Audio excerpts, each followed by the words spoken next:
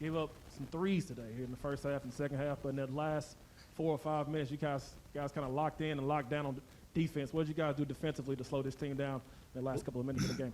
Yeah, I can promise you guys that defending the three was part of the game plan coming in. We seem to have solved, most of the issues that have come up through a small 3-game sample size. We have not solved defending the three-point line.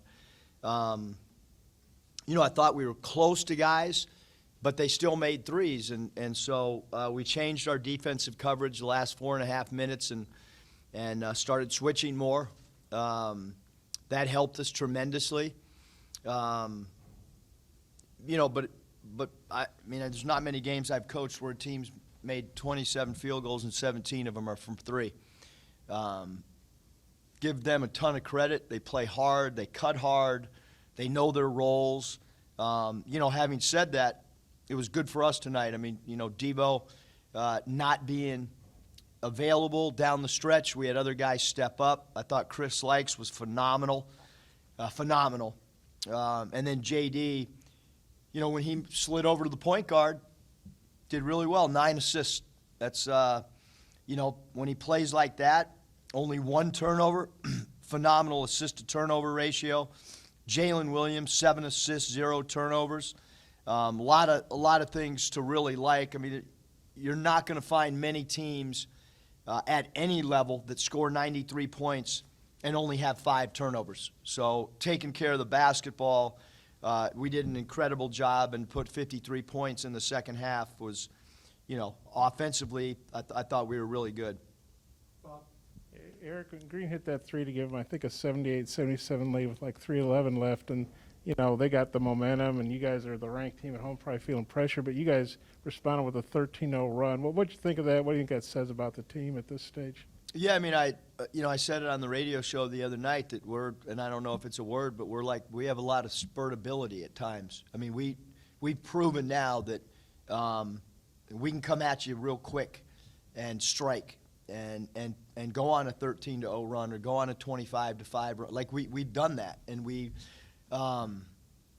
historically, been really good in the second half, and tonight, the same thing. You want your team to close the game properly, which we did. And look, there's not many teams are going to make 17 threes on you, and you're going to come out and win. So we did a lot of good things. I thought we had some crucial steals, especially on some baseline out of bounds stuff. So I'm pleased. We get some days now and get ready for Kansas State and get ready to play back-to-back games. And this is a team, a program that's beaten a lot of Power Fives. They a lot, like 25 of them in 15 years. Did you get a sense they were coming in here and kind of just taking free swings, and you guys had to just survive it? Yeah, again, we won by 13. I know it was close, for most of the game. They did a great job. They're really well coached. They came in here to win, and that's why it's probably really hard for them to schedule games because people probably don't want to play them. I got incredible faith in Coach Ruda in putting together a schedule. Nobody sat here last year when we beat Abilene Christian, we beat Oral Roberts, we beat North Tech. Nobody said anything. It was just, hey, you won a non-con. Well, this team's really, really good. I have no idea what's going to unfold, but that's why you play these teams. You're better off playing Oral Roberts, who makes it to a Sweet 16 or whatever, or North Texas, teams that beat Purdue. You play those teams, it's just as good as playing a team that's in 9th place in a Power 5. And so we study, or Coach Ruda studies, and he tries to challenge us with teams that we think are going to finish in the top 2 or 3 in their conference. And then you never know how anything's going to play out till it plays out. But that team is so experienced. And that team won 20-plus games 2 years ago before the COVID season.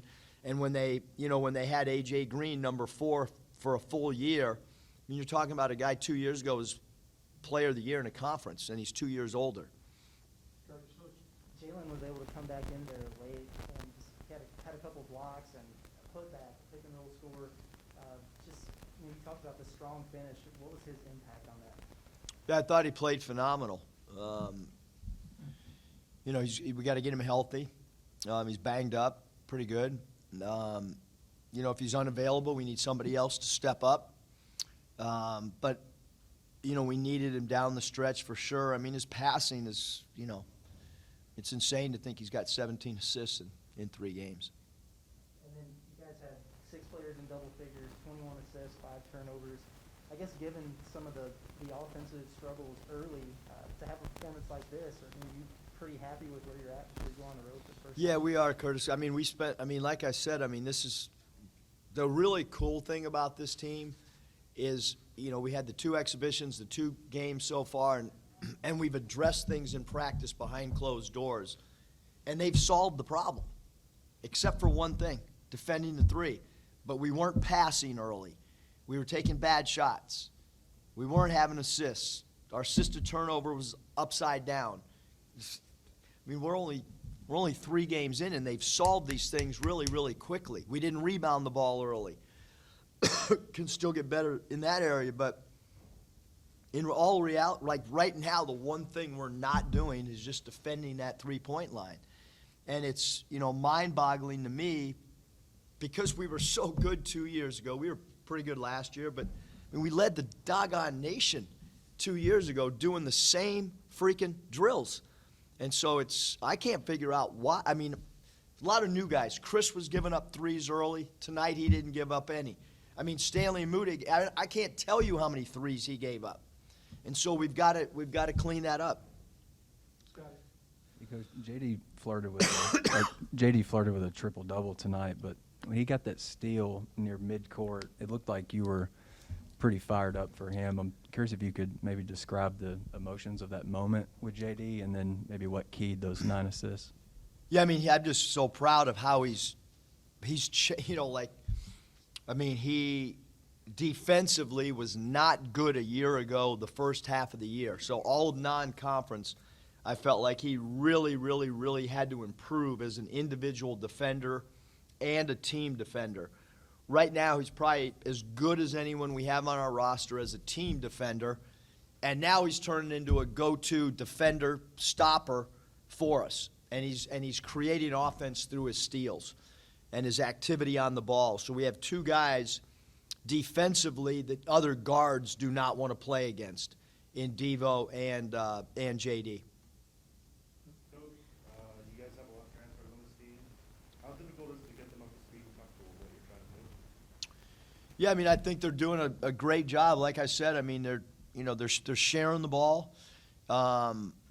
I think we're further ahead than we were last year at this particular time, except for one area, but it's a glaring problem, and it's got to be solved, and it's got to be solved quickly. What did you see on Devo's flagrant foul injection? Was it a frustration thing, and he just kind of got physical with the guy, or what do you think happened there? You know, Bob, I didn't really see it, to be honest with you. I had looked back at the bench. I know there was some, there were some words to the bench at one point because somebody had said something. I didn't notice it, but somebody had said something during the game.